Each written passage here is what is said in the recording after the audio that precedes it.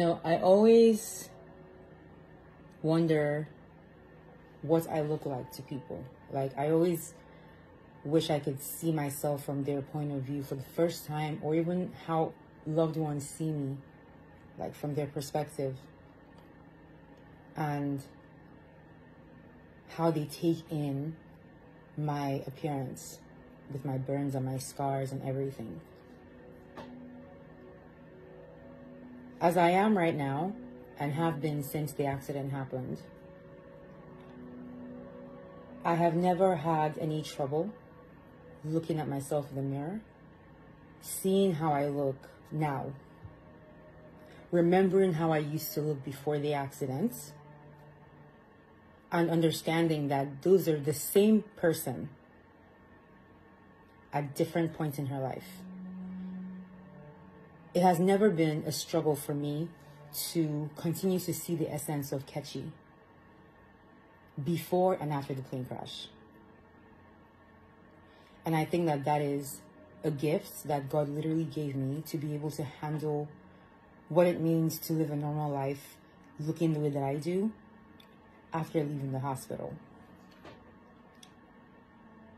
And everyone who knows me knows that ever since I regained my independence since the accident and had several surgeries, everything, moved to America, more surgeries, everyone who knows me knows that it's never been a problem for me to wear whatever I want to wear and go places, amusement parks, dinner, wherever, just do what I want as much as I possibly can, however my body will allow me to. And it's never been something I have to struggle or pep myself up to do, like, pep talk myself, like, you can do it, Kechi. I just go out there and I just live, I just do it, right? And of course, it's because I have people around me who support that behavior that I'm able to continue to, like, live that way with that level of, like, freedom, But I'll never forget, like, even though I live the way I do, authentically, confidently, I will never forget the first time that I saw a person react to me, to my face, with like it was jarring, like as in like the person saw a ghost, And it was a kid, it was a child. She was like maybe 4 or 5, doesn't matter, it was a child at a party, and her mom was like, "Oh, come say hi," and she turned around to say hi to me like a normal child, and then she saw me and she screamed like she saw a ghost or like a spirit or a monster, and like started crying and like running and stuff. And I remember I had like first of all, I was very embarrassed for the mom because I knew for sure she like wanted to, like, the ground to swallow her in that moment. But I remember thinking, that's interesting. And bear in mind, this doesn't regularly happen. This is just one instance, one child, out of all the experiences and encounters I've had in my life since the accident. One person, one child. But I'll never forget in that moment, that out-of-body experience I had where it was like, damn, I wish I could see what she saw to make her get that startled, And this happened 2000, maybe 8, 9. So more than 10 years ago, Yet, look how I still remember that day clearly. Like, that kind of thing has not happened since. I can count how many times I've had that kind of encounter. And it's still so fresh in my mind. And from that moment when that thing happened, more than 10 years ago, I realized that no matter how much better I get, no matter how much surgery I do, or anything I do to better myself physically, any type of way, what has happened to me has changed my physical appearance to the point where some people might perceive me as having like monstrous features. And that is just how it's going to be. Now, I am sharing this video with a lot of hesitation because I know that my loved ones will hate everything I'm saying, and they don't want me to ever think this way about myself, especially my sister, my mom, my dad. I know that.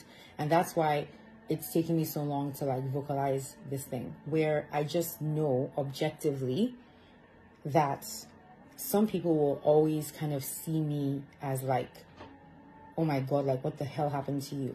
Like a monster, like my features look that way to them. And I've made my peace with that.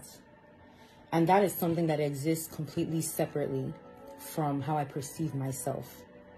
I am able to objectively see, understand, acknowledge, and accept the fact that some people in this world will never see beyond the scars on my face and how much of a monster it might make me look to them.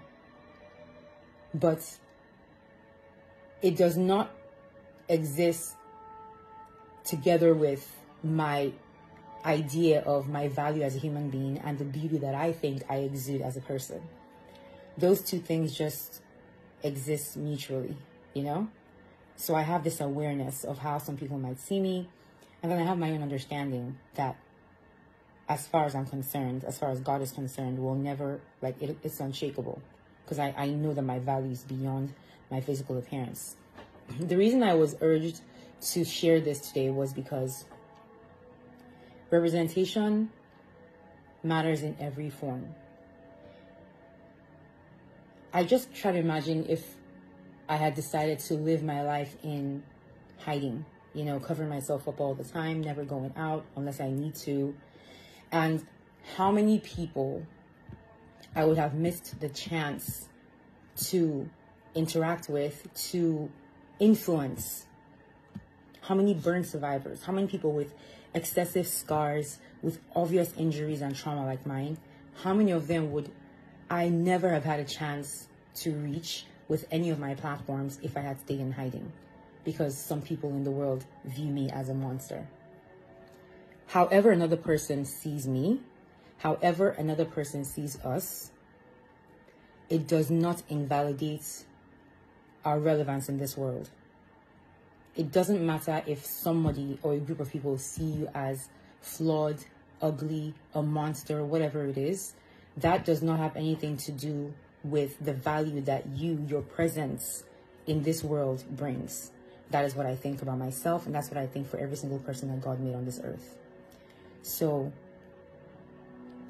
every day that I make a post on here, everything is intentional to show people that it's okay to look different and live a normal life. I don't always do amazing things. I'm not always traveling up and down. I try to, I want to. But the most important thing for me is to share on my platform my daily life. When I'm out at an event, when I'm just at a park, when I'm at home, when I'm singing, when I'm not, regular life with a few, travel, gigs here and there sprinkled in. I need people to see normal happening to a person who doesn't look normal, and to see that it is okay to exist like that. So that is what all my platforms are for. So no matter how many people may see me as a monster, no matter how many people may feel like if it was them, they would have no confidence to come out into the world and to look the way that I do and still live their lives like I'm living my life, like they wouldn't be able to do that if it was them. It doesn't matter that that's how I'm being perceived by some people, as long as one post I make one day on Facebook makes another burn survivor somewhere see me wearing a dress with halter, whole body showing everywhere except, the goods being covered up, and being like, dang, I mean, I don't see why I should hide myself either. That's the whole point. Every single one of us deserves to take up space in this world. Every single person.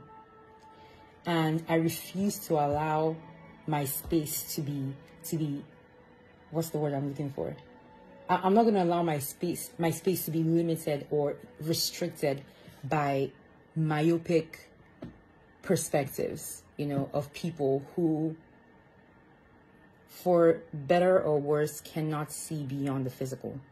It's not, a lot of times it's not our fault. We live in a very, the world judges physical first. It's just how it is. And for as long as I can use my platforms, I will continue to audaciously post myself, living my life as this burn survivor, looking the way I look, and daring to enjoy my life despite looking the way I do. So that's what I wanted to share with you guys today. This is a very long video, obviously. Watch it if you want. But those who watch it are those who, you know, it's made for. So